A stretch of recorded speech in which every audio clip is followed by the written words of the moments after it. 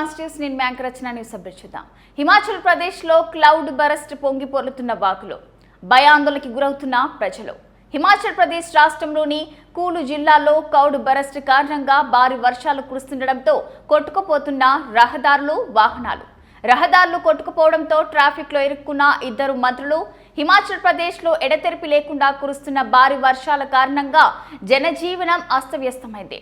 పార్వతి నది ప్రమాదకర స్థాయిలో ఉప్పొంగి ప్రవహిస్తుండటంతో పలు ప్రాంతాలు జలమయమయ్యాయి. అయితే ఇప్పటి వరకు ఎలాంటి ప్రాణ నష్టం జరగలేదని స్థానిక యంత్రాంగం తెలిపింది.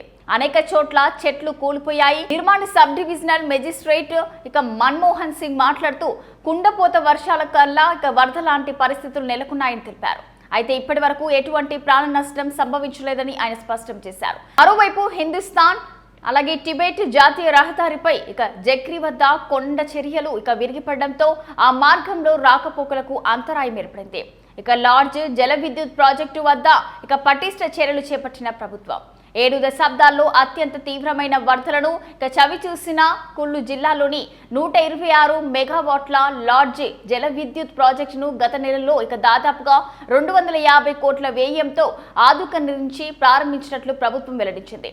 ఈ ప్రాజెక్టు వద్ద భవిష్యత్తులో వరదల వల్ల నష్టం జరగకుండా పటిష్టమైన చర్యలు తీసుకున్నట్లు తెలిపింది. చర్యలు విరిగిపడడం, శిథిలాలు పడడం వంటి ప్రమాదాలను తగ్గించడానికి సర్జ్ షాఫ్ట్ గేట్ల దగ్గర కేబుల్ నెట్లు, అలాగే రాక్ ఫాల్ బారియర్ల ఏర్పాటుతో సహా వాళ్ళు స్థిరీకరణ పనులు పూర్తయ్యాయని ప్రభుత్వం పేర్కొంది. పవర్ హౌస్ ప్రవేశం ద్వారా వద్ద కూడా ఇదే తరహా పనులు కొనసాగుతున్నాయని వివరించారు.